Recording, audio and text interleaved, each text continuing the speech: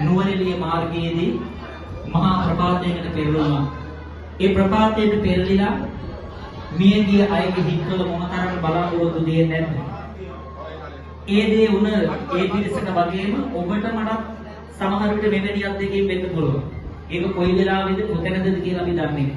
ඒ නිසා ඊයේ කුරුණෑගල සිට කතරගම බස් රථයේ ගමන් කළ අය අතර ඒ බස් රථ අනතුරින් මිය ගිය සියලු දෙනාට සසරේ කිසිම කාලයක අකල් මරණයක් නොම වේවා.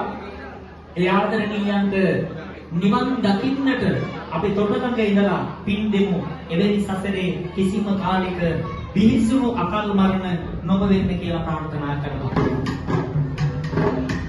කුරුණෑගල ඉඳලා පින්වත අන්න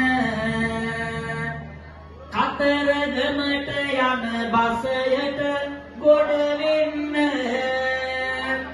56ක් ආවේ තම වැඩ කරන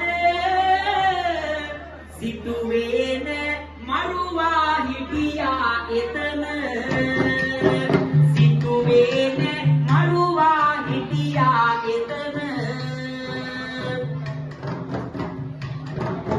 කතරගමින් කුරුණෑගලයට යනවා මහරෑගේ බස් රියකට ගොඩ වෙනවා අලුයම අර නුවරඑළිය පසු වෙනවා බොහෝ දෙනෙක් අඩනින්දේ පසු වෙනවා බොහෝ දෙනෙක් අඩනින්දේ පසු වෙනවා රම්බඩ පල්ලම පින්වත බහින කොට වක්කු ගොඩක් තියෙනවා අර පෙනෙන්නට එක පාරම පින්වතුනේ නැගෙන්නට බසය ගියා මහා ප්‍රපාතය යටට බසය ගියා මහා ප්‍රපාතය යටට